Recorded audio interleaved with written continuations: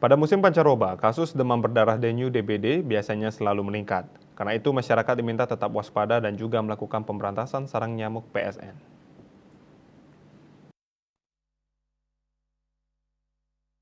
Guna menekan kasus DBD, Dinas Kesehatan Kota Denpasar mulai gencar melaksanakan fogging fokus. Kepala Dinas Kesehatan Kota Denpasar, Dr. Ana Agung Ayu Candrawati mengatakan, sejak Januari hingga 17 Maret 2024, kasus DBD di Denpasar tercatat sebanyak 115 kasus.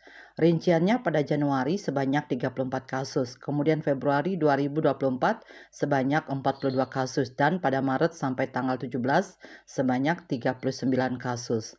Sampai saat ini tidak ada kematian karena kasus DBD. Jika dibandingkan dengan tahun 2023 lalu, kasus DBD ini jauh menurun.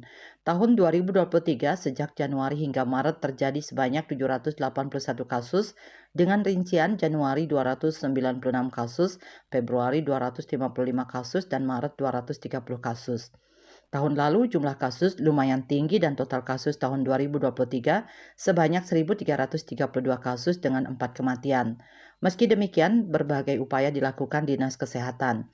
Pihaknya tetap mengedukasi masyarakat agar melaksanakan pemberantasan sarang nyamuk secara konsisten. Di samping itu, para jumantik juga tetap melakukan kunjungan rumah untuk ikut memantau jentik dan sekaligus mengedukasi masyarakat. Pihaknya juga melakukan fogging massal ULV dan sudah dilaksanakan mulai pertengahan Februari 2024 selama 1 bulan. Fogging fokus ini dilaksanakan sesuai indikasi, yaitu adanya kasus dan ditemukan jentik saat PE pemantauan epidemiologi di lokasi adanya kasus. Tetapi masyarakat tetap diedukasi agar melaksanakan PSN karena fogging ini hanya membunuh nyamuk dewasa.